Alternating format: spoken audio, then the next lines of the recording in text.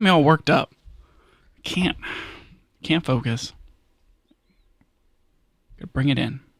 Bring it in. Get ready for the camera gear. Daniel, tell me something about cameras to get me in the zone. I've got absolutely nothing. Okay. I can't remember a single thing about cameras. It's gonna be a rough show. What's your favorite camera you've ever owned? Oh man, GH5? Canon R? EOS R? No, it's the GX85. All right, I've got two answers. Nikon D80. Two answers. Definitely the GH5 feels like it was a special camera, and it was like my first, professional type mirrorless camera, and I regret selling it. But my other answer, hot take, is that when I was in high school, I got this Kodak digital camera, and I wish I could remember the model number of it. And you look it up because I think I bought one on eBay at one point, maybe, or I looked them up on eBay or something. But anyway, I had this camera, and this was when I was in high school, which was a long time ago. So it was like 3 megapixels. And I don't know what it was, but for some reason that camera took really good pictures. Like, I liked the colors, even though I bet it was a CCD sensor. Even though it was 3 megapixels, the pictures looked good, like compared to other cameras at the time. I mean, obviously, now anything would blow it away, but it was just like there was something special about that camera, and I still miss it a little bit. Telling you, man, CCD, it's what it is. Maybe. Bring it back. Maybe. What about you? Okay, not going to answer the question that I asked. Instead, I'm going to tell you that on KEH, there is a Panasonic GH5 mirrorless camera that's bargain quality. Ooh. For $584. You know what's funny about that is not much less than what I sold mine for. Like, I sold it late enough in that product's life cycle that it had already basically depreciated, all of its value. Love it. Okay, so I think that the first camera I ever owned was it's the Canon AE1 that I still have, actually. Yeah.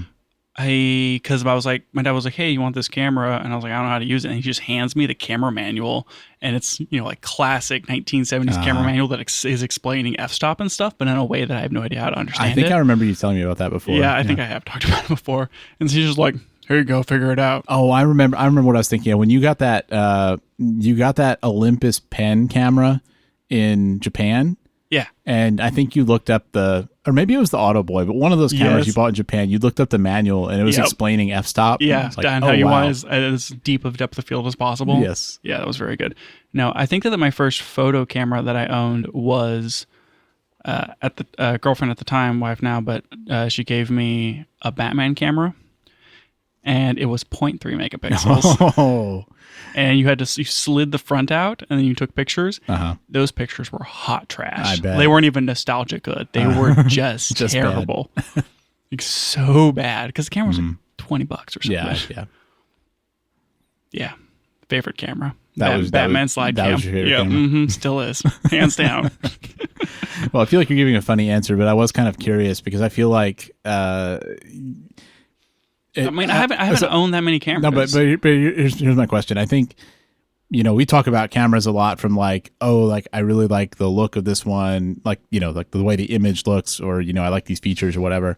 And I feel like now if I'm saying I really like this camera, it's something like, we can really color grade the video, or I like the handling of it, or, something about like the thing itself. But I'm curious, like when you look back on older things that you've owned, like older cameras you've owned, if you're thinking more about, I really liked the pictures I was getting from this, or I really liked the way this like felt when I used it, or is it more about like, I had this at certain experiences in my life that were meaningful and fun for me, and like that, like it gives me like nostalgic feelings.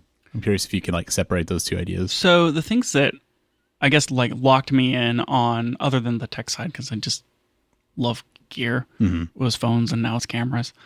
Whenever phones were actually interesting. Yeah. Those times have passed. 2012. But so I guess the things that locked me into photography, videography, so whenever my phone could start shooting video, like I remember when I was in like high school, I always wanted a video camera. Like we had like a tape style, like chonky boy. Yeah. Like dad cam that we would, like, my parents built a house when I was a kid, and my sister and I would like record video of like the house being built, and like going back and watching those was just so much fun. I bet. Yeah. And so like I loved shooting video from that, and I always kind of wanted to just shoot video. And I started like in college with my like little slide deck phone. I started just like shooting daily videos for a while. This was like pre-NiStat. That's right. You trying to flex right now? A little bit. Watch me.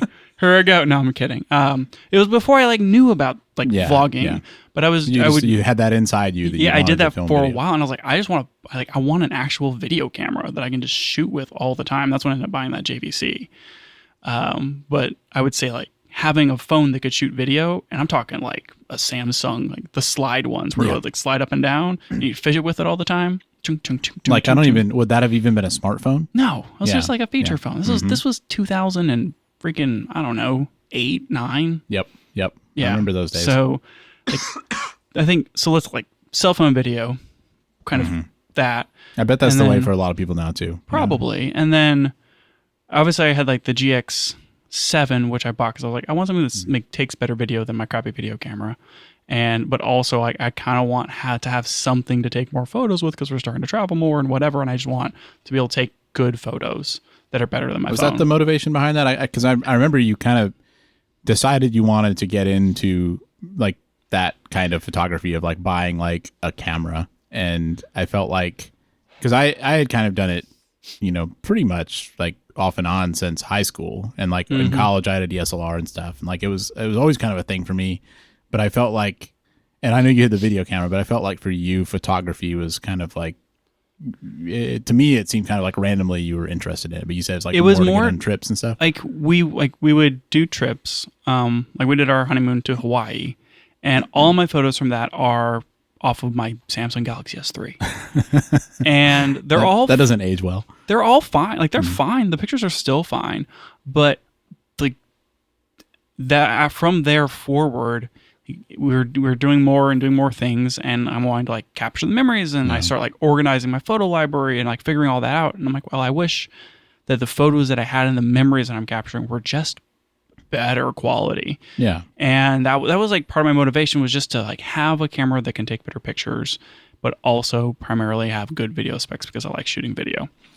And so like GX7, but going from like that camera was great and fine. And I really like thinking back on it. I love how small that camera was. I think that I didn't appreciate how small it was having it, but that's one of like we're gonna talk about small cameras today, Daniel. And that camera was really small. Yeah. And the lenses too. Micro Four Third lenses are tiny for sure. But after shooting with that enough, I was like, okay, I think I'm more serious about this, and I got my XT3, and I think the XT3 is the camera that really unlocked. Oh jeez. I'm going to say it, Daniel. Unlocked photography for me. That was when you truly were reborn as a Fuji bro. The quality jump from the GX7, which still takes good pictures. Like sometimes I go back and I'm like, man, the contrast in these Panasonic images is just something special. But the jump from that to the XT3 was great. Like I was going from like 16 to 26 megapixels, but even still, just the image quality jump was enormous. Well, and the video was a lot better. The handling of the camera was a lot better. The EVF is always what I remember. Is like that was just such garbage on those little Panasonic cameras, and that was a big improvement. It was the first time that I had like having something of a good enough quality where I took some pictures. Still broken clock strategy. Still, like 1 out of every 100 pictures is amazing. Where I'm like, wow, like this is really, really good. And I'm going to set it as like a background, or I want to print this picture. And the first time that feeling happened where I'm like, this is really, really cool. And I love this thing that I shot was when I got my XT3. And so I think that camera particularly held a lot of meaning for me. Yeah. Yeah. That makes sense. It did feel like that was kind of like a inflection point for you, I guess, of getting more into it. And like we started doing more video projects kind of around that time. And I guess you just kind of gone deeper and deeper into Fuji fandom since then. Oh yeah, for sure. I have all the Fuji cameras. That's not true. Imagine if it was. What if I had all the Fuji cameras? This podcast would be a lot more interesting if you just had, an array of 12 Fuji cameras. Sure. I should start buying old Fuji cameras like an XA5 or something. Oh, there you go. I don't know. Yeah. You still have that GX7, right? Yeah. Yeah. I sold it to you and then you sold or gave it back to me? I think I gave it back to you. That sounds right. Yeah. Yeah, I really profited on that one. Yeah. Well, I got to use it for a while, and then Yep. I was gonna just get rid of it. And it's like, well, maybe you'd want. I this have for the memories. considered getting, like a 20 millimeter 1.7 again, just to pop on that camera. Yeah, dude, you can get those lenses so cheap. Mm-hmm. But that sensor is shot. Yeah, It's so damaged. Yep. I feel like I kind of have a mental rule that I don't want to own a camera without a lens. Like I can see that. I'd rather be able to use it if I wanted to. So, Well, I definitely own a camera without a lens. well, I guess we're just different then. Oh well.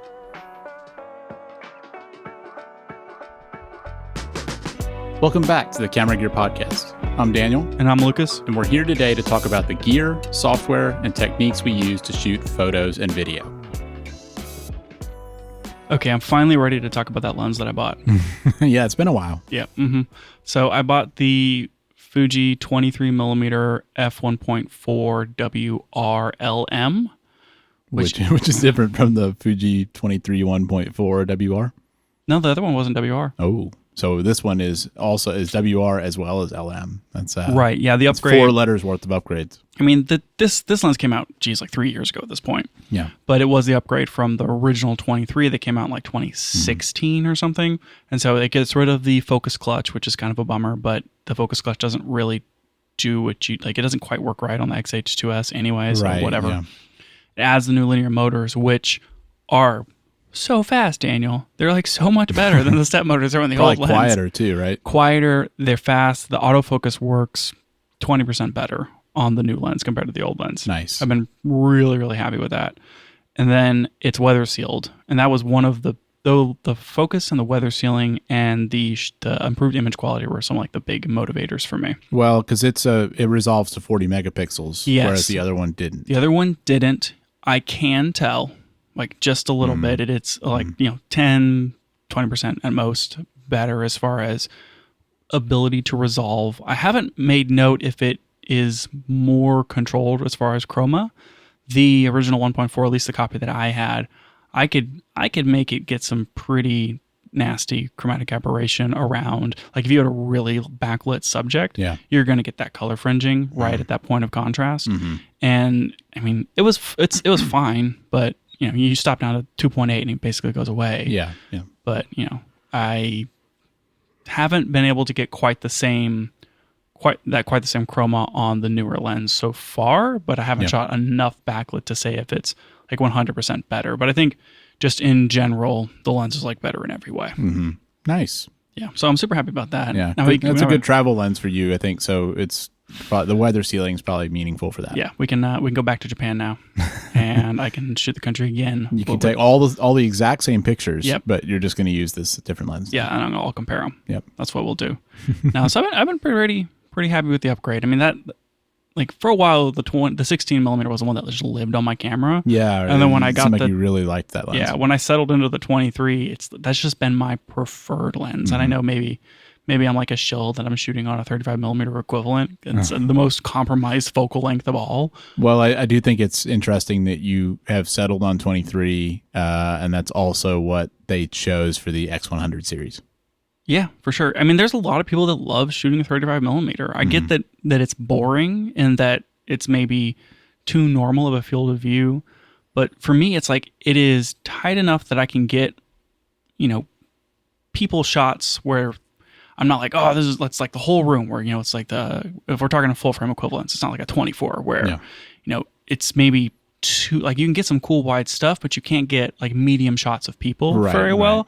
And it's not like 50 where it's, starting to get into that telephoto. It's that nice in between where if you're just shooting snapshots, that 27 to 35 is a really nice range. Yeah. And I've never owned a 28 millimeter Fujifilm lens, which would be, I guess that's closer to 40. But Fuji doesn't make a 28. They make 27. a 27. Yeah. And I've never owned, well, that would be about it, right? They don't have anything that's a 28 millimeter of equivalent, do they? The 18, which I had the 18 to 55, and that was the 8. I always felt like 18 wasn't quite wide enough. It's like this weird middle ground where it acts like a 24. The 18 millimeter acts like it's 16 millimeters, but it's tighter enough that you feel like you have to keep stepping back one more step. Interesting. But it's not close enough that it feels like a medium lens. Yeah. So I don't know. The 23 on the Fuji has really been kind of my favorite focal length over the last year and a half. So I'm really happy to upgrade that lens. And then I finally sold my old 23. Yeah. So, yeah. You still have some lenses to sell, but that was one that you did manage to get rid of. yeah. I basically decided I was going to upgrade that lens once we came back from Japan. I was just kind of waiting for a deal. And then Fuji was like, we're going to increase prices. I'm like, oh, I should buy this used before it's too late. Yep. And then as it turns out, they're further going to increase prices. They're going to raise prices again. I was really surprised to see this. I didn't think they were. I mean, they did it once, which very understandable. I think everyone knows the situation right now, like economically, it makes sense. But I thought if they waited as long as they did to do it, I didn't think they would immediately turn around and do it again. Like, it was next month. Wild to hear that they're doing it, and then they announced it. They raised the prices, and they're like, "Oh yeah, and in 30 days we're gonna do it again." Yeah, painful.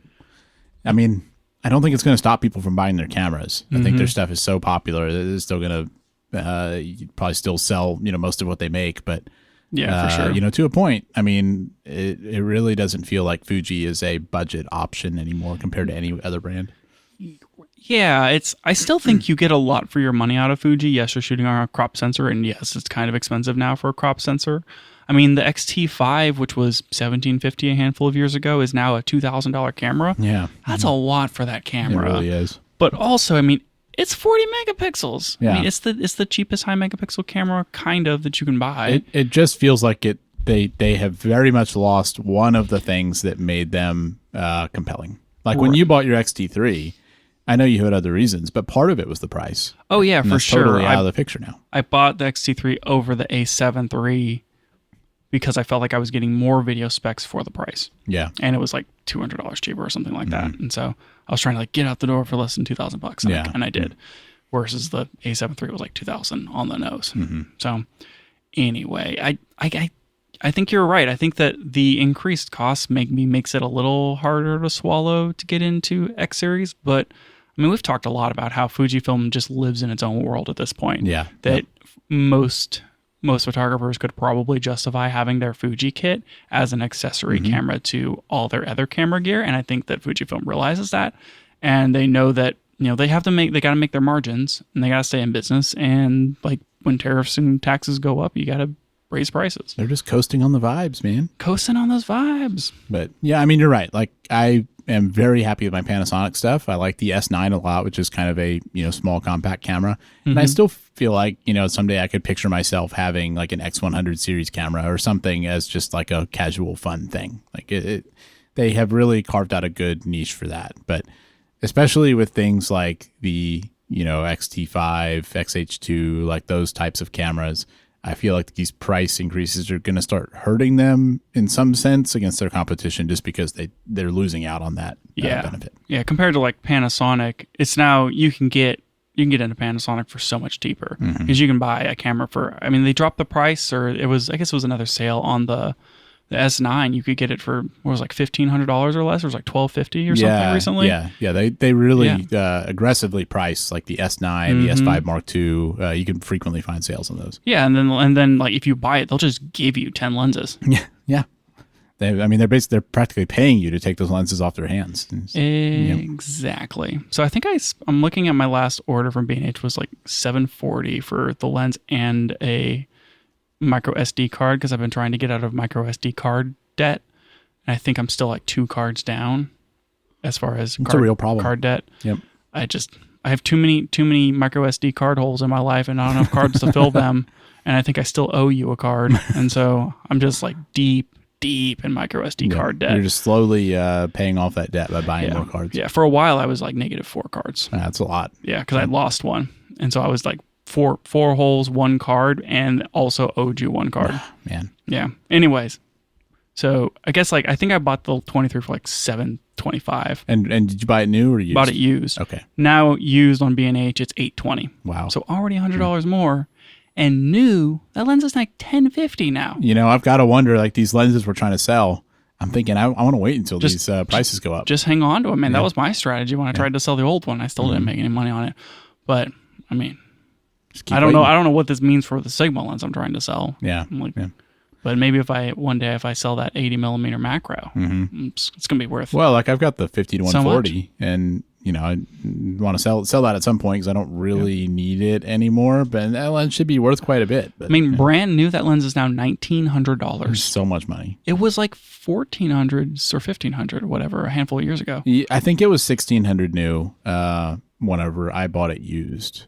I could be wrong. Maybe it was $1,500. It's so weird to see these things, and I get like things get more expensive, but it's strange to see old stuff get more expensive. Yeah. Where I think I bought my 50 to 140 used for like $900. Mm-hmm. Yeah, mine was like $900, $930, something like that. It's like $1,000 more than what I bought it for. Well, and the other thing that kind of bothers me about it is, I know that is basically Fuji's 70 to 200. Yeah. But it's an APS-C lens. Yeah. And I bought a Panasonic 70 to 200 for less than that. Yeah. Like, I mean, on sale, but a brand new Panasonic 70 to 200 for, I mean, what did I pay? I said it on this podcast at one point, but I feel like I paid like 16 something, like 1622 for that lens. Yeah, and 300 of that was just the box. I mean, it's an enormous lens. It weighs a ton. Like just physical materials, it's way more than that 50 to 140. And not that that's how things are priced, but like it just, I guess my point is, when you think about APS-C, part of what you think about is that the lenses are smaller, which is nice for, carrying around, but you also kind of expect stuff to be a little bit cheaper. And it feels like not that long ago on this podcast, we were saying, one of the great things about Fuji is you can get all these really good lenses for like $1,000 or less, and you can't do that with other systems.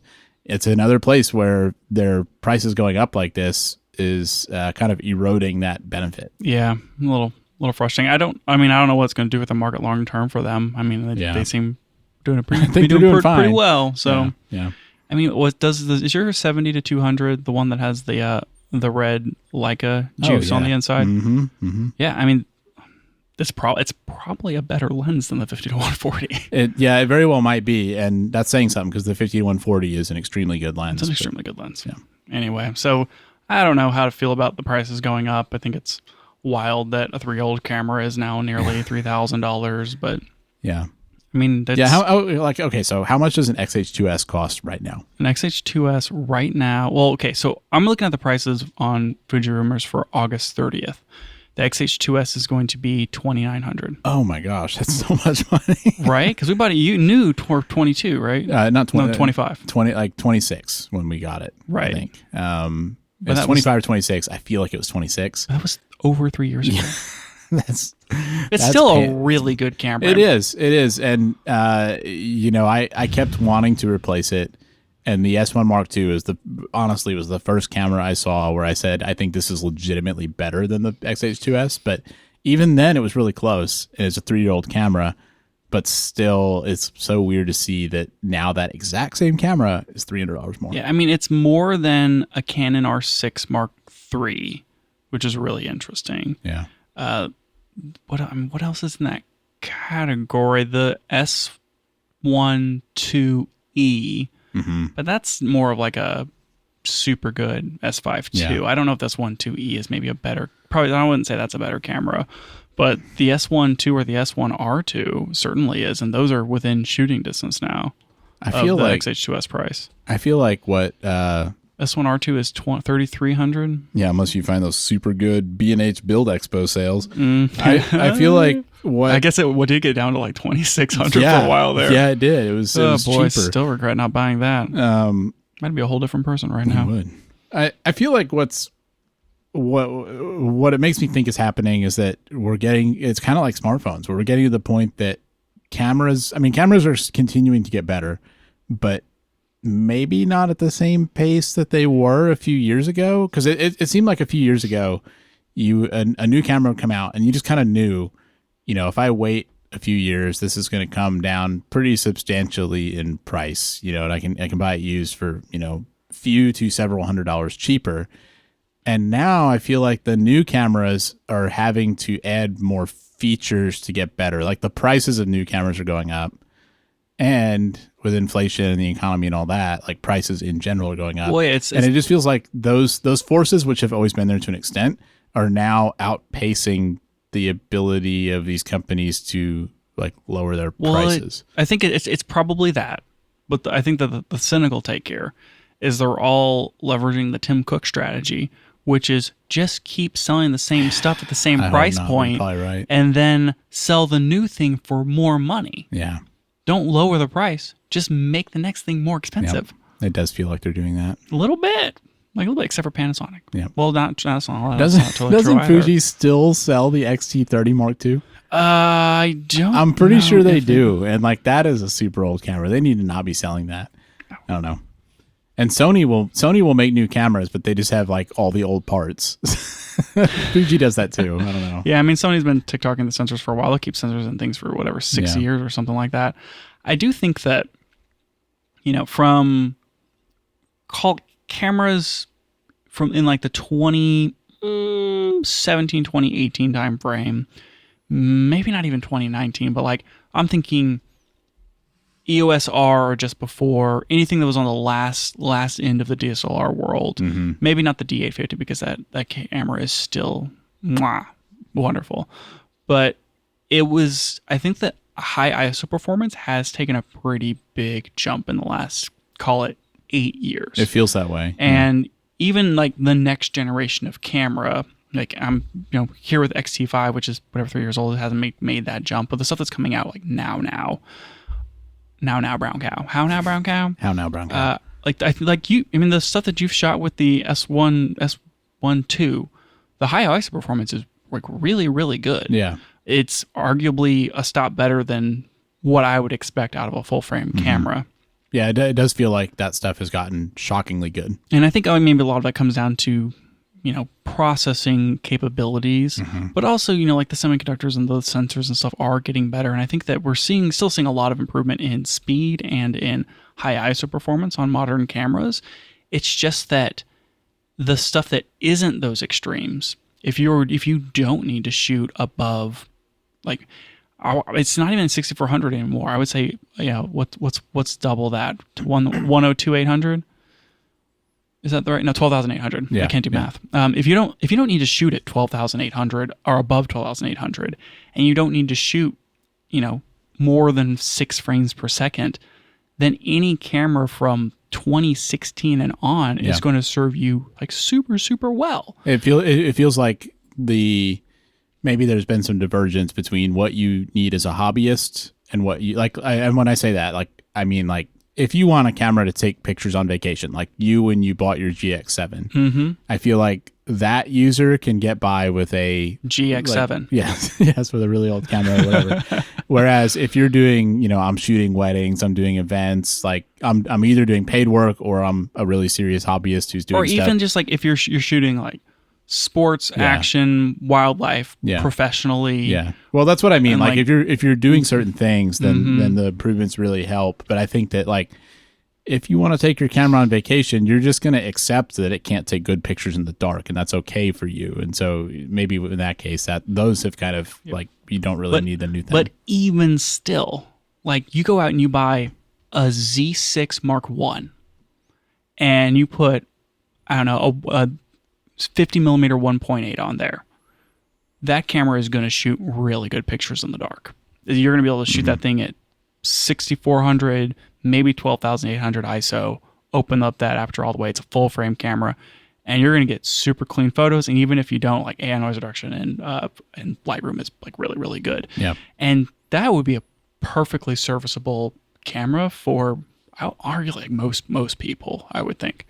And I think like maybe that's kind of like that's the problem with the used market. But like you said, Nick, these new cameras, like they're all really good and really cool features, but it's like that middle ground that like the table stakes for cameras hasn't gotten remarkably better. Yeah. I think that's pretty much the story there. But I don't know. I'm curious to see, I guess, how many of these other manufacturers are going to do what Fuji's doing. Because Fuji kind of told the story that they waited as long as they did to raise prices, like I mean, they kind of made it sound like it was like out of the goodness of their heart or something. Like they were saying, Sure, like, everyone else raised prices and we waited to do it, but then here they are now saying we're going to do it again. It kind of makes me wonder: did they not do enough the first time, or are the other manufacturers also going to raise prices? I don't know. I guess we'll see. Yeah, it feels sour to have to do it 2 times in a row, and I kind of wish that they could have kept things like just do it the one time. I do appreciate that they're not raising the price of the new cameras. I don't think the XM5, the XE5, the XT50, like none of that seems to be going up. It's like the older stuff, the things that came out in 2023, which is like that, or was it 2022? The XT5, the XH2, the XH2S. Yeah, that's kind of interesting that they're doing it that way, but I mean, it makes sense, right? Those are the ones that came out before kind of the price adjustments. I guess. Everything else that we've seen ship after the XT5 camera was, things like, oh man, why is the XS20 so expensive? Like, why is that $1,400? Why is the XT50 $1,400 when the predecessor is $800? Yeah. I think they accounted for all all of that, and now like they're eating the tariff costs for those. Mm-hmm. But it's this older stuff that they just can't quite eat that cost anymore, probably. I guess so. But man, like, what are they doing with the XH2S that it needs to be $2,900? I mean, it's just that good of a camera, Daniel. It's still it's got a stacked sensor. It has got to be that it is the only camera using that sensor. That's probably a lot of it. They're buying the entire production line of that sensor. That's the only thing I can think of. Where's the next camera that can use that sensor? I know. Where's our what would it be? X Eterna? Yeah. Where's our X Eterna? Sure, bring it. XF Eterna would be super, super cool. Yeah, sure would. We put that sensor in it. Yep. I'm sorting B&H for mirrorless cameras that are $3,000 or less. And you can get a ZV-E1 for the same price as an XH2S right now. That's pretty interesting. That's that 12 megapixel sensor that's out of the A7 I think A7S3. making very different trade-offs if you buy those cameras. Z6 Mark II, $2,975. That'd be a pretty good pick. Yeah. I still would pick the XH2S over that camera. I think I probably would too. An R7, that's a kit. You can get an R7 with a lens for $2,900. Gosh. Anyways. Let's talk about a different camera, Daniel. That's a good idea. Maybe one that doesn't cost $2,900. Yeah, probably a good plan. Maybe one that costs $300 to $500. No, that's more my speed. I mean, it is 10 years old. Isn't it 11 years old? It is 11 years old, and it did release at the price that it is selling for used right now. So such is the way of things. Similar-ish problem. Yep. But this is a camera that I didn't know too much about, and I recently learned about. And because you were trying to troll me about what the best out-of-camera JPEGs were, and we're like, hey, look at this video that was linked by L-Rumors that was shot by Micro 4 Nerds, and they said that the S5 was set in Lumix. I mean, I very clearly got a conclusion from that video that the S9 has the best out-of-camera JPEGs. There was multiple Fuji cameras on that, and it's subjective. Yep. There were that ought to just add fuel to my statement that there were multiple Fuji cameras on the list, all got beat by the S9. Doesn't have a real shutter. Mm-hmm. The Pentax QS1 was on that list, which is a little surprising since it came out in 2014. This camera has a 1/1.7-inch sensor. Tiny. It's pretty small. Tiny. That's like the size of a phone sensor. Isn't the iPhone sensor bigger than that now? It probably is, yeah. So it's real small. I'm not going to look it up. There's definitely there are definitely like cameras on like DJI Mavics that are that size. Yeah, it's not a big sensor. Yeah, but it is interchangeable lens. But what lenses? Q mount.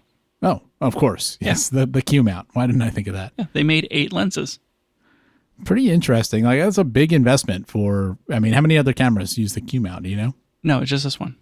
Just this one, and they made 8 lenses for it. But the lenses are so tiny. I said 8 lenses in my notes here, but I'm only counting 4. Just do like super tiny, This camera is smaller than the other camera we're going to talk about today, and it's smaller than the RX1 R3. It's pretty small. I mean, you'd expect that they could do that with such a small sensor, but it's definitely an unusual product positioning to have something that's that tiny, but then say we're going to do interchangeable lenses. It's adorable, Daniel. Wait, so did it come with the lenses, or did you just buy those separately? I think you had to buy them separately. I think it came with one lens. Sure. It's like you buy it, came with a lens. It had 3 zooms, which were essentially like wide, standard, and telephoto, and I think that's what they called them. There was like reasonable. You can shoot with the 1, 2, 3, or 4 lens. I think is how they advertised it. They ran out of money on the marketing budget there. Mm-hmm. Yeah, so it's like they didn't advertise really the like the lens, the actual lens focal length is more just kind of like, here's the prime lens or whatever. Yep. I think the one that it came with, or the one that you would get, would be like the 8.5 millimeter 1.9, which is still like an f8 equivalent lens. Ouch. But you put this f8 equivalent lens on there. You shoot 12 megapixel photos that have the deepest focus. It has IBIS. It shoots in RAW. It can shoot. It's got a 460 dot or 1,000 dot rear screen. Not great. It's like 500,000 dots. Yeah. Really terrible. But the pictures are terrible too, so maybe it's okay. Has the shutter in the lens. That's weird. So they each of these 4 lenses had its own shutter? Yeah. Huh. Which means it's probably a leaf shutter. Think so? Which means it probably has infinite flash sync.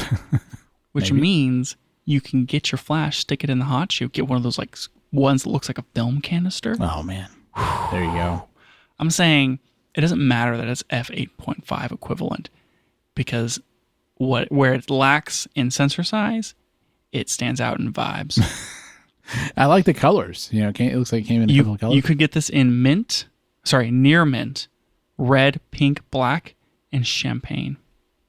Why did you do that thing with your hands when you said champagne? Because it's fancy. It's fancy, Daniel. It is quite There was no viewfinder, and the images are mediocre. But were they Batman camera mediocre, or no? They're better than that. Okay. They're just like kind of mediocre. Yeah. Like they maybe they're like as good as an iPhone 5 or something. I don't know. So this thing, but you could like shoot with like looks and stuff, and you could shoot in RAW, and the vibes are super strong, and it's really small and really cute. So when did this came out in 2014? Yes. How much did it cost? $500. I'm trying to remember. I mean, prices of everything have gone up so much since then. I mean, that's a pretty good chunk of change. When did you buy your GX7? What year was that? Like 2016? 2017, 2016, something like that. And I bought my GX85 not that long after that. And I know my GX85 I got with 2 lenses, some kit deal or something, just Panasonic things. I feel like I got it for like $600 maybe. And I think when you got the GX7, didn't you want to be I was out the door with a lens for like $300 or something. Oh, no, it was man. like $450. I think I bought the camera for $300, and I bought the lens for like $150. Yeah, I was thinking you got out for less than $500. I think I did, and I got 2 lenses because I got that zoom, and then I got a 30. No, did I get a prime? You probably got a prime. I may have just bought the zoom. Oh man, you've changed a lot. I don't remember. Yeah, I don't remember either. But anyway, like I'm kind of using that as a way to like contextualize this price, because I think for both of us, we were interested in photography, but we weren't ready to go big into it, and I felt like around 500 was like pretty good investment. Like definitely the most I wanted to spend on something like that, and this thing, a few years before cost that much with one lens. Yeah, it was a kit zoom. Yeah, it feels a little expensive, I think. But it was super cute and super small. It was the smallest camera you could buy at the time, and it's still smaller than the small cameras you can buy now. I wonder how popular it was. It feels like this would have done so well if it came out now in like the Instagram, TikTok world. The same way like the Fuji X105 did. I think they could just bring it back, man. I think they could just bring back the Pentax QS1, no changes, just sell it as is. It's like hotcakes. I mean, it's cute. I like it. I think it's a cool idea. But, I'd also be, with a sensor that small, I'd be thinking, like, am I really getting more value here over using my phone? Yes. The value is in the experience, Daniel. Yes. The value is in the vibes. Yes. The value is in the vibes. We'll be back in just a moment, but we wanted to let you know that if you'd like to support the show, you can now subscribe to us on Patreon. It helps cover our hosting costs so we can keep the show running, and you might find an occasional behind-the-scenes post on there, like some photos we've taken recently or a mini review of some new gear. If you're interested, you can find us at patreon.com/cameragearpodcast. Okay. We've taken too long to get to it, Daniel. We really have, but we're here now. The Ricoh GR IV was released like yesterday. Yeah. Yep. We talked about rumors of it on some previous episode, and we kind of wondered. I feel like the rumor was that it was going to maybe come this fall, but I don't think it was for sure. I think we were all hoping it would be this fall and thinking it should be this fall, but here we are.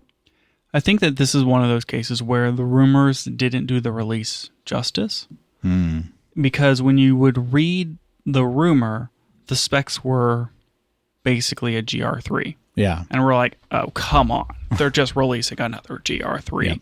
Whereas instead, everything on this camera is new.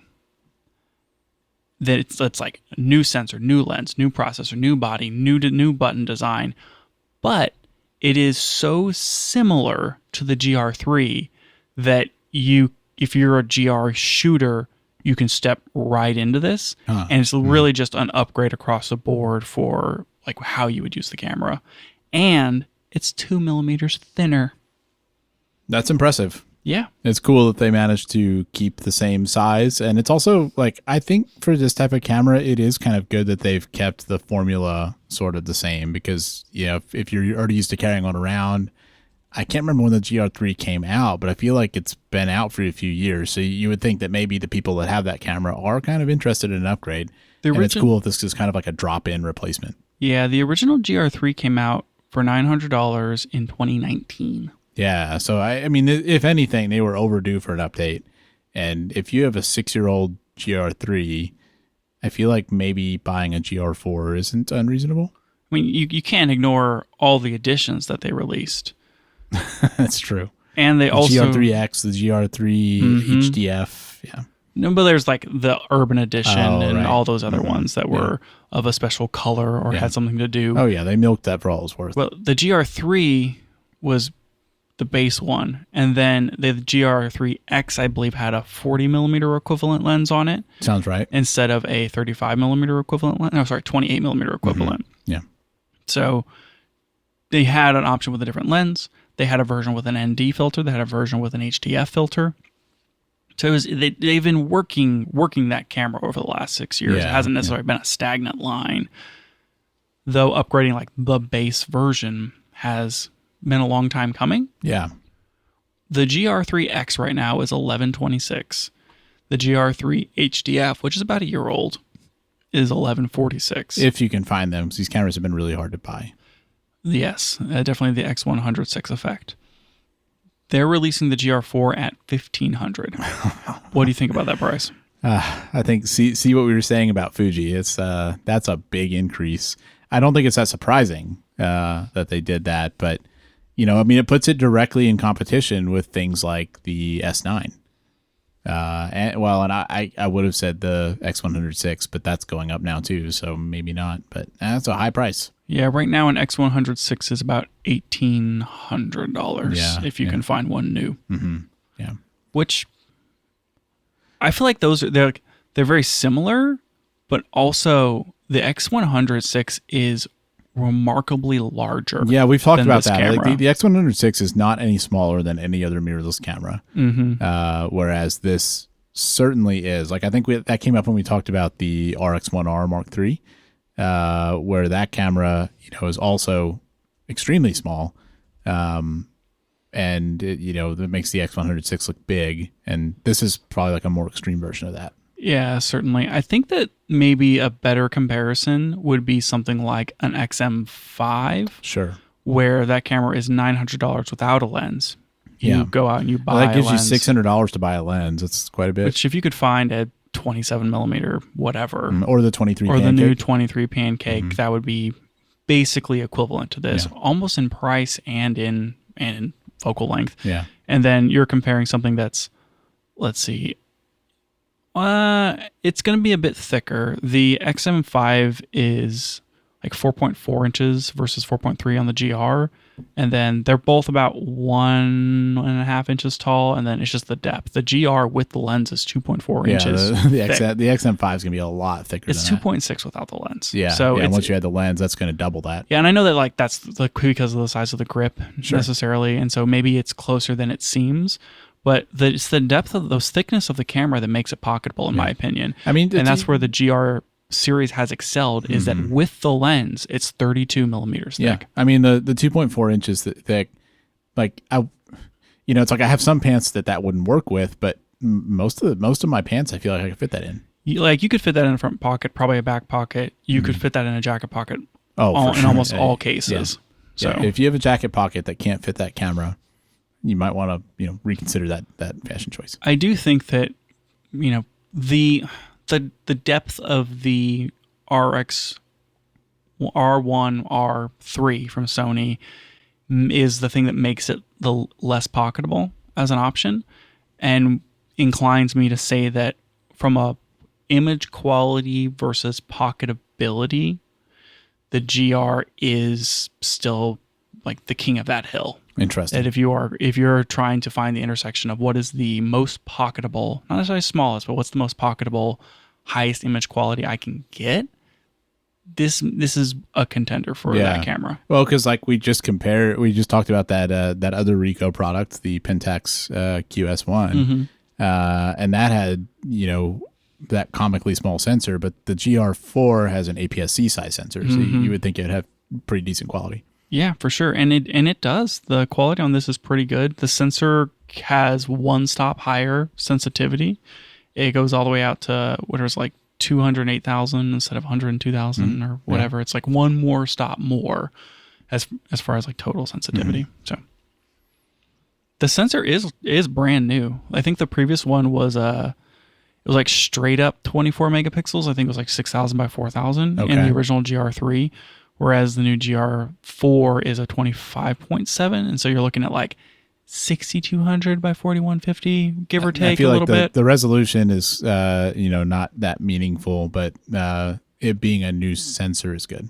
Yeah, new sensor. So it's a new processor. The autofocus seems to be better, but I think that what it is that it's just running the same processor, same focus algorithms through a faster engine, basically. Yeah. It seems like it can acquire focus faster and maybe perform a little better because it can get more samples in. But generally speaking, I don't think it's like a giant improvement on autofocus. But it is better. They were able to cram 2 more whole axes into this thing. It's like for IBIS? Yeah, it's a 5-axis instead of a 3-axis. Nice, that's good. And so like you can get 1 or 2 second handheld exposures out of this thing. It seems like a pretty decent upgrade on the sensor. Just like faster processor, faster sensor. They're touting the boot up time of this thing is like 0.6 seconds or something to boot up. And then you can get in there and take a picture and all this sort of stuff. And it's very much, a lot of the features seem to be geared around towards how can you take a picture fast and how can you keep this thing like as small as possible. But very much like a quick, easy, everyday, always with you camera. Yeah, I mean, it sounds like they know exactly what the market for this is, and they're just kind of optimizing to that, which is great. It's like nobody's taking this camera to be, I'm a wedding photographer and I'm going to use this for that purpose. It's clearly a everyday carry. But what if they were, Daniel? What if they were? I feel like if someone shows up to your wedding and they just have a GR4 with them, maybe you should ask questions. Or maybe like you're saving money, Lucas. Maybe they're just that good. What if they were that good? I'd like to see that guy's work. I want to see the guy that shows up to a wedding with only a GR4. Yeah. What if he's like dual wielding them? Sure. Yeah, definitely.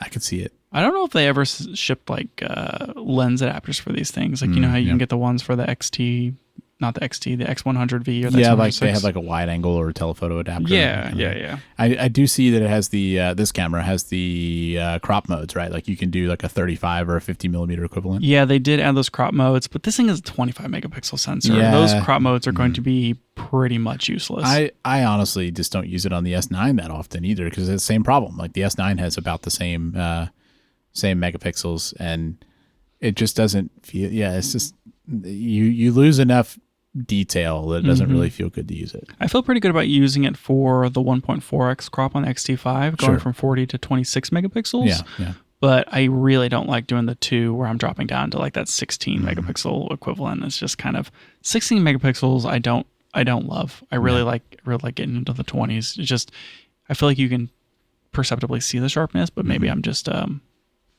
don't know, pretentious. Could be. I mean, what else is cool about this? They added internal storage. They expanded internal storage because the last one had 2 gigs. This better than nothing. 2 gigs was better than nothing. 58 gigs. That's pretty good. You don't even need an SD card. Honestly, great feature. Yeah, really happy with that. For sure. They did change to a micro SD card, which is why I can't buy this camera because I'm already so deep in micro SD card debt. I would never be able to I wouldn't. Unfortunately, I could use the internal memory, but I'd never get out. It's kind of a weird decision, but I mean, I'm assuming they did it for size reasons, and I mean, fine. You know, I've got tons of those little adapters sitting around. I kind of question whether I'd even use a card with the internal storage.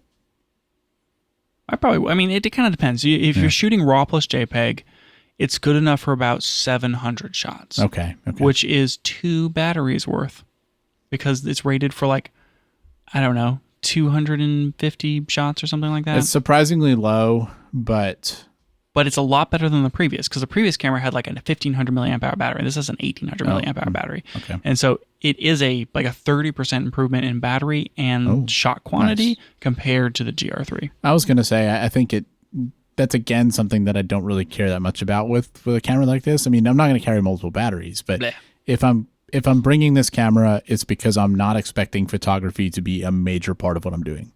It's more like I just want to be able to take pictures if the moment strikes. But I'll take a bigger camera if I'm going to be like going out on a photography adventure. So you don't think 250 shots is not enough? I think it's fine for what this is. Same thing. You could probably stretch that into 300 or 350. I feel like those things always underestimate. Yeah, for sure. So as far as size, we mentioned kind of a little bit around. This thing's like, whatever, it's 109 by 62 by 32 millimeters. Okay. It weighs a little more than the last one, but not much. It's 262 grams. Yeah, it's about half a pound. I was going to say, do you know how light that is? But I think it's about half a pound. Clearly, you know. Yeah. It is quite a bit lighter than the Fujifilm 23mm f1.4 LMWR. Oh, yeah. It's lighter than most of the lenses I have.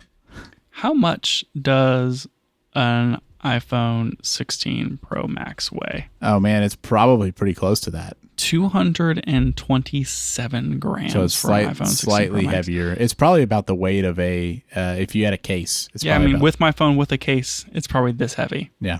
That's not bad. Not bad. I carry this with me all the time. Could carry that too. This is like if you're Mr. Two Phones. Mr. Two Phones. You wouldn't even notice. Yep.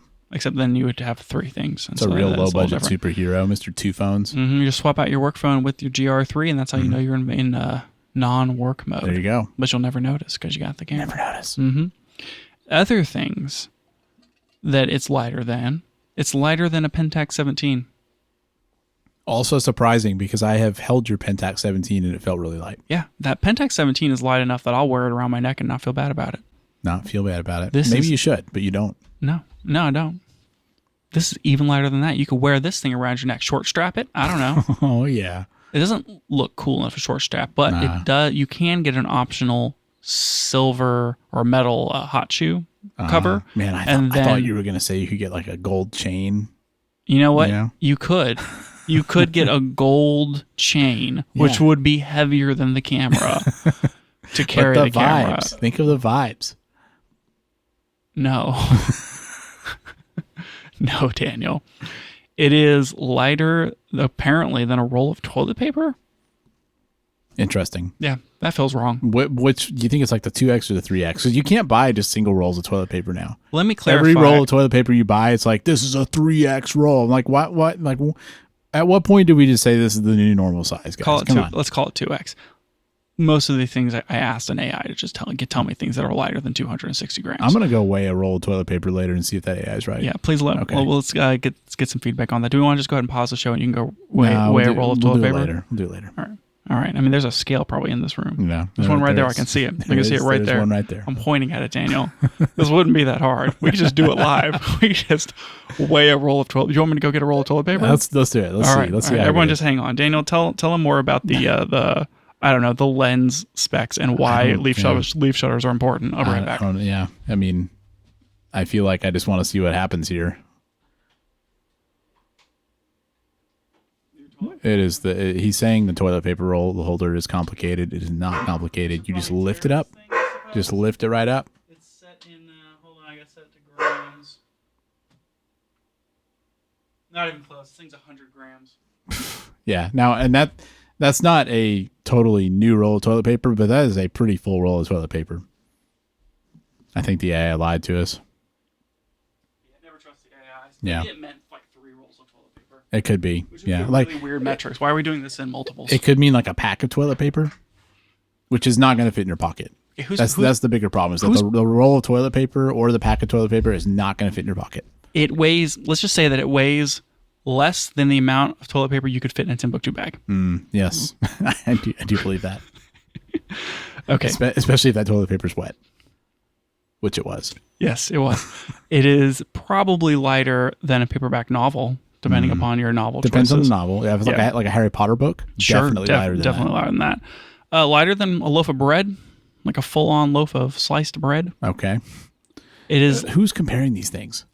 I don't know, man. It's lighter than 3 bars of Irish Spring soap. Well, normally my limit when I carry my soap around is 2 bars, because if I get that third, it's just too much. So I'm glad that this camera is going in under the 3. Got 2 bars, 2 hands. 2 bars, 2 hands. I've never actually used Irish Spring soap. I know it comes up a lot on this podcast. It sure does. It feels like it was a big part of your life. It was a big part of my father's life, I think. It was in the house. It was in the house. But I was never really it makes things feel like grippy. Like it takes all the oil off. I kind of feel that way about most bars of soap. Really. Yeah, but Irish Spring soap is like a little extra about that. It's almost like it's a deodorant soap or something. And so I think it removes too much oil and everything is too grippy afterwards. So hold on, that was the soap that was available in your house. I didn't use it. I used the Dove soap. Well, that's kind of what I was asking. I'm wondering, was there other soap available, or did you just not use soap? I think we're getting really deep on this, on what soap was in my house when I was growing up. But my mom used Dove soap, and my dad used Irish Spring soap. Oh, that's an interesting marital compromise, that they had different soaps. Yeah. I wonder if they still use bar soap. I was chastised one year at camp because I was still using bar soap, and I had to switch to body wash. And now I feel like I should have just kept using bar soap. Yeah. Honestly, I didn't realize it was like a rite of passage. No, to move past bar soap. Apparently, bar soap is now the thing again. Really? You can get a thing where you slide the soap into this pocket thing that has the abrasive material, so that you can still whatever it's called, exfoliate. Oh yeah. But you just slide your thing in there, and then you just use a bar soap. Huh. Yeah. Pretty weird. It's like the new hip thing now. Huh. How did you find that out? I have a wife. Okay, fair enough. Who now uses bar soap. Yep. You still don't use any soap, but why would I? Why would you? Why would I? No, instead of switching to a body wash whenever I was made fun of, I just stopped using soap altogether. well, if this bar soap isn't cool, then I just won't use anything. Exactly. How about that? Yeah. Take that, world. That ought to help. Mm-hmm. That's how you make friends. That's how you start a podcast on the internet. Anyway. All right. What else we got here? I don't know. It's got USB-C for sure. Okay. They changed some of the interface, right? So this thing, it had a lot of cameras will have the rolly scrolly wheel on the thumb. Rolly scrolly wheel. That's what I call it. Where your thumb goes, where they usually have a 4-way D-pad. That's like my favorite control on a camera. Right. They took it away. Yeah, but most people were like using it for exposure control, and apparently it was a little loose and it would get turned. I see. And so, Get turned up. yeah, and so like instead of it being a problem, what they did is they added a plus minus button where your thumb goes, and so you can just kind of like toggle up and down. Oh, weird. And then they took away the joystick, which I don't necessarily love, and they added another jog wheel. I kind of like that little jog wheel. It looks like it'd be satisfying to use. It does, and it clicks in. So Nice. you lost one scroll, got a new scroll back, lost the joystick, maybe you weren't using it too much, and like gave you a different control for exposure compensation. Does this thing have a flippy screen, or is that screen fixed? I'm pretty sure this thing has a flippy screen, but It doesn't really look like it. I don't actually know. That looks like a real solid piece there. Let's see if we got some specs on the screen too. The GR4 screen is a 3-inch 1 million dot. That's mediocre, but this apparently, according to this AI overview from my quick Google search, the GR4 screen does not tilt. it doesn't look like it does from this picture. Well, And probably another trade-off for the size. yeah, almost certainly a trade-off for the size. I'm okay with non-tilting screens if they have EVFs, but if you're giving me no EVF and no tilty screen, it hurts a little bit. I kind of feel like with this camera, you're doing a little bit of shooting from the hip. Which is fine. And I don't mean that in the way that you need a tilty screen. I mean the way like maybe you're not as careful with your framing. Yeah, probably. And well, like you don't have the megapixels to crop. That's true. So it's a downside for sure. yeah, maybe a downside. The other downside on that screen is that it's still a 1 million dot 3-inch screen. They didn't improve the resolution of the screen. Yeah, that was what I had on that XT30, and it is underwhelming for sure. So far, the feedback is that it seems to be like sharper or brighter, maybe like a better screen, but the resolution isn't any better. Yeah, they got some better dots, but they still only have 1 million of the million dots. Yeah. What was that?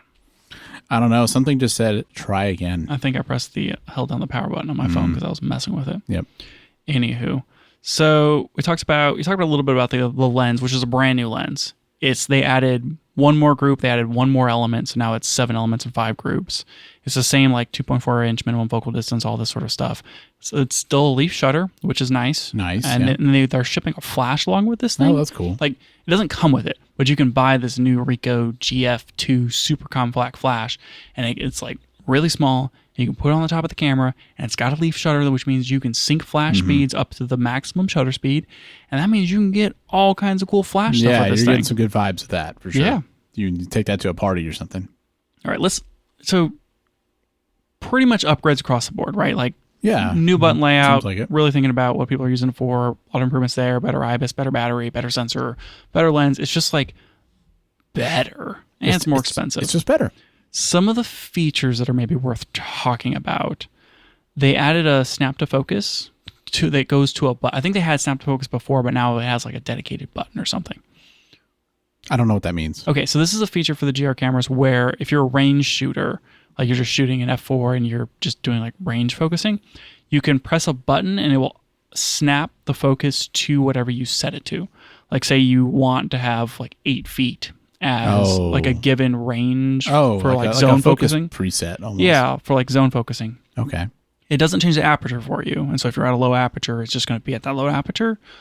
But you can, instead of trying to deal with autofocus, you can just like press this button and know that 8 feet is where the focus is set to and then shoot the picture. That's kind of cool. Yeah. You know what? I'd consider using that like selfies. Sure. If that was something you were going to want to do, this camera doesn't have a flippy screen, so you're not going to be able to see what you're doing. Mm-hmm. You could set the focus so that it's about that, distance. Yeah, that 2.4 foot minimum focal distance. Yeah. Sure. Yeah. And then like how long is my arm or whatever. Yeah. Yeah, that would be pretty good. I think that it's nice for like quick snap photography where if you're doing like street stuff and you're shooting at f5.6, pretty much anything that's past 6 or 8 feet is going to be in focus. Yeah. And so you could set it to whatever, 7 feet and then not have to even think about it. You can like leave it in autofocus. You don't have to do the whole thing where like, I have to switch to manual, then I have to set it to zone. But now if I want to autofocus, I have to like switch it back to autofocus and you're spending all the time switching it. It's like, it's just that zone focus is there for you, ready to go. And so you can just leave it in autofocus. And then whenever you need to quick snap and zone focus something, you can just like press your button and there you go. Okay. Kind of cool. Yeah.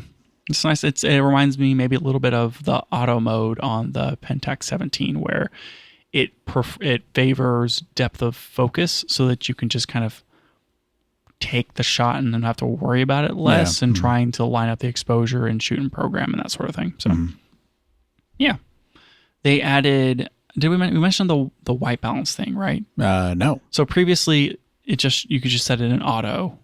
But I think that a lot of people like to warm the photos up a little bit. And so what Ricoh has done here is there's an auto and then there's an auto warmth priority. Okay. Where it will favor warmer colors but still you can still leave it in auto white balance. Yeah. That way you can get that. closer to where you're wanting to go in JPEG mode. That is often what I do when I edit photos. I feel like adding a little bit of warmth kind of, makes the picture feel more intimate, or more like homey, I guess. And so I think it makes sense as a feature. They also added new picture profile called cinema mode. Cinema mode. Yeah, and then that has like a yellow or green filter. Okay. I guess we'll see how that is. So you just, more vibes. Yeah. They did the Fuji thing on this one where you can develop RAWs in camera.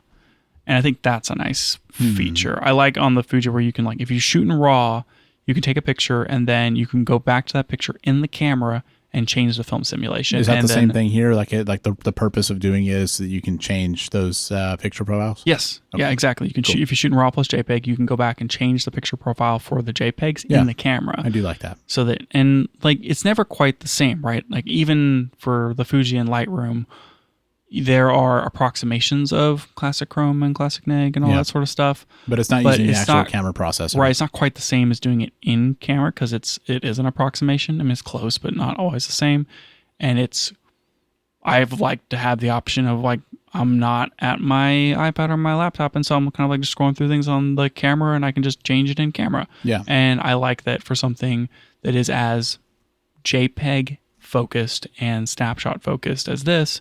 You can kind of just do it in camera, flip through it on the crappy back screen. Yeah. And, try to get the image that you want. That was something that I was a little disappointed on with the S9. I would take a picture in a, with a LUT set, with the LUT lab. And my thought was I'd like to be able to go back and change that, see what it looks like with a different LUT. And I don't think the S9 gives you the ability to do that in camera. Yeah. And definitely when I was on our last trip and doing that, I kind of wish I had that experience. So I do think it's a cool feature. Yeah, I definitely think it's a cool feature too. They seem to also be pushing the app connection stuff. There is the GR whatever app. And so you can change the settings for your camera on your phone and sync the change settings and just copy your pictures and blah, blah, blah. And they seem to be pushing that a lot. Interesting. I feel like phone connections for cameras has been a bit of a total miss by every camera company. Yeah, it doesn't. Most companies are not doing very well with that, and I almost always would rather be able to just use the camera itself without that. The new X app that Fuji released a couple of years ago was an improvement. Yeah, and they made such a big deal about that, and it was better, but it still didn't feel like it transformed it or anything. It's still okay, but I mean it's just 7 out of 10. I agree. And it seems to me that most of these camera apps for the cameras are like that, which is frustrating because if you could find a way to have your phone maintain connection better, and I know that camera's turning on and off and it's not always on and it has to make those reconnections and that can all be a bit fraught, especially the way that I use a mirrorless camera, which is take it out, turn it on, take a bunch of pictures, turn it off, and then put it away. Sure. And I'm always cycling that thing on and off, not like a DSLR that you just leave on all the time or whatever, or a film camera. And so maybe it's hard to keep connection with the camera to make it as usable, but it feels like things like smartwatches are always connected. Yeah. And maybe, there could be cameras with features where it has a tiny internal battery or something, or a low power Bluetooth chip in it that's just always on. It would suck if it was sitting there draining the battery all the time. Yeah. It would super, super suck. But even if it had stayed on for some number of hours after, right. If it stayed on for an hour after you turned on the camera. Sure. That would be pretty cool if you could get some sort of improvement with these phone to camera features. I think that it would make it would make it more appealing for people to use their camera with their phone. Yeah, it does always feel like it's, like, oh man, I'm going to have to go turn this app on and like wait for it to connect, and am I going to have to enable something on the camera? And it's kind of a pain. Like, I do appreciate the features of, like, the Fuji has that feature where it'll automatically transfer like lower quality JPEGs to your phone. Yeah. Just like automatically. I think I had that feature on and I turned it off. And my XT5 recently got into a weird state where it was like unable to copy a picture. But I hadn't done the whole automatically copy pictures. I hadn't even connected it to my phone in a while. And I had a little thing on my screen that was like, you have one thing that's syncing with your phone. And I'm like, it's not even connected to my phone. I haven't connected it to my phone in a while. Weird. I had to like clear it off the app and like reconnect the camera to the app and then clear the SD. It was a whole thing. Yeah, it's like a whole thing. And that's why these apps are terrible. Yeah, sure seems that way. Maybe the GR app is better now, but I kind of doubt it. We can hope. Anyway, I don't know, Daniel. What do you think about this thing? Is it too expensive? Is it the perfect camera? Well, it's pretty expensive. I feel like that's the biggest problem with it is the price. But I can't help but think it's interesting. I mean, I have the S9. I love that as a, as like a little travel type smaller camera. But I mean, it's still pretty big. Like I'm not putting it in my pocket, for the most part. I mean, maybe a jacket pocket, but I'm not putting it in a pants pocket. And I could imagine wanting a camera like this where it really is pocketable and kind of for that use case of, I'm just gonna have this with me. I'm not really planning on taking pictures today, but if it comes up, I've got something that can do it. I don't know. I think it's interesting for that. I don't know if I'm quite at 1,500 for it, but I'm not. I wouldn't immediately say no to this. What do you think? I think the price makes sense. I think with where we are on these premium point and shoots, people are just going to pay whatever they cost to get them, and it just kind of is what it is. And I mostly think that's fine. I do wonder if everything about this is better. It's just better for sure. Yeah, I don't know if it's better enough to justify buying like a GR3 with the ND filter used, or maybe like a GR3X with the 40 millimeter lens. Yeah. I don't know if it's better enough than the GR3s that are a plethora out there that you could maybe find used. Yeah, that is an interesting point. That that gets a lot more interesting when this camera is as expensive as it is. Yeah, I like. This is just going to be better. It's going to be better at everything. It's a better lens. It's sharper, faster autofocus. Like it's just straight up better. For brand new pricing, I think it's worth the $300 bump to buy this over a GR3. But used pricing, if you can find a GR3 for like $800, sure. Maybe. Yeah, then you're like practically at half price. Miraculously, you find one for $800. Yeah. I would buy the GR3. So that's a fair point. I think it kind of comes down to maybe this pushes down the price of the used market. Maybe it doesn't. Just kind of depends upon availability. But if it does, I think it's a boon either way. Yeah. If you have to buy it new because it's the only one you can get, it's going to be great. It's going to be a huge improvement, a medium improvement. But if you can find the used one and it helps bring down that cost, that's good too. I feel like the thing to remember about this camera is that it fits into a very different category than something like an X100VI. Yep. And even the XM5, I do think that's maybe the closest, real competition, but it's just so much smaller than those cameras. I think it's kind of like what we said about the RX1 R3, where it's like that. What is meaningful about it is how small it is. And this is probably, one of the smallest, like actual good quality mirrorless cameras you'll find. Yeah, it's one of those things where I feel like I could justify a GR3 in my life regardless of my camera situation. Yeah, because it kind of flies on its own, right? Yeah, I wish it was an RX1R, but there's no way I'm ever going to be able to justify that price. But for something that's sub $2,000, as for like what it is and how good it is and how small it is, the trade-off seems mostly worth it to me. Yeah, and I feel like so. No matter what ecosystem or whatever I'm in, it's a fixed lens camera. I feel like I could always justify it, but just always justify it. I still I love my Fuji and I love my XT5, and like that's just the camera they're gonna carry around with. But like it is still like even with how small that package is, I mentioned it earlier, this thing weighs less than the lens of my camera. Yeah, it's tiny. And so it's just like how light and how small and all that. I just think it's, every now and then, like I'll take a trip where I'm, getting on a plane and everything, going somewhere. And I just know that photography is not my goal. Like maybe I'm not going anywhere especially pretty or anything. And sometimes I don't feel like carrying my camera kit around, and something like this would be perfect for that, where you're not even going to notice it if you put it in your bag. Yeah. And that's kind of perfect. And I mean, the last handful of trips that I've taken, I mean, I've had my like small Timbuktu like sling bag, that's the extra small or whatever. I'll put my extra small camera snoop in it, and I'll put camera and one lens. Yeah. And I won't even bring it. Sometimes I'll bring a spare lens, sometimes I won't. But like that's kind of what I've been carrying on the last handful of trips that I've taken. And I kind of get tired of carrying a bag with me all the time. Yeah. But I want to take good pictures. And something like this is like put it in your pocket. Yeah. And that is something that I envy and would love out of a cheap small camera. Yeah. Well, but for now, I'll just bring my Pentax 17 instead. Yeah, probably so. But I think it's a good release overall. The price is not surprising, even though it's unfortunate. And I mean, otherwise, it seems like they did some good stuff here. Yeah, definitely agree. Good release. Seems like good camera. I'm curious to see like the full reviews whenever they come out, because it did just come out. When, did they say when it's actually? I think releasing? It's shipping. I mean, maybe next month. Oh, okay. So we don't have to wait that long, but people don't have them yet. There's a handful of people that do have them. They did stick them in a few people's hands. I think they said that it's shipping like this fall or something. That's so vague. It's coming. Cool.